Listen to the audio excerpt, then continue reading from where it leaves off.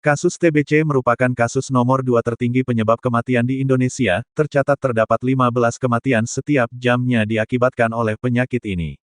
Sulawesi Selatan sendiri merupakan provinsi tertinggi ke-7 dalam penemuan kasus TBC, di mana terdapat 45.556 kasus TBC atau 46% dari kasus nasional, di mana kota Makassar sendiri menjadi daerah tertinggi kasus TBC yaitu sebanyak 14.898 kasus dengan capaian temuan kasus sebanyak 55% dari angka pertumbuhan kasus TBC di tahun 2023.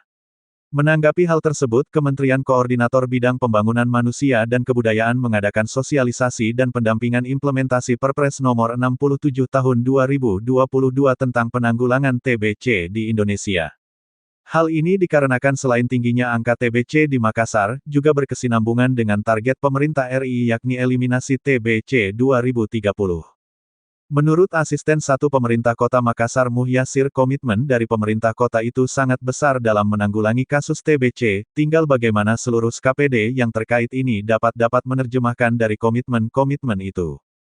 Selain itu, Pemkot Makassar akan melaksanakan rencana aksi 2 kali sebulan, rapat koordinasi apa yang harus dilakukan dan apa yang telah dicapai.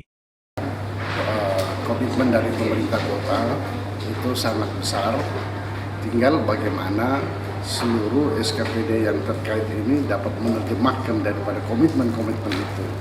Dan kita sudah sepakat tadi di dalam, setelah rencana aksi selesai, itu paling tidak 2 kali sebulan kita melakukan rapat koordinasi, rapat evaluasi, apa-apa yang telah dilakukan, apa yang belum dilakukan, dan apa yang telah dicapai, kira-kira begitu. Kedepannya Kementerian Koordinator Bidang Pembangunan Manusia dan Kebudayaan berharap agar pemerintah Kota Makassar dapat melakukan penemuan kasus TBC secara aktif agar para pengidap TBC dapat terdata dan dapat segera dilakukan upaya pendampingan dan pengobatan. Irfan P. Putra, Fajar TV Fajar Radio melaporkan.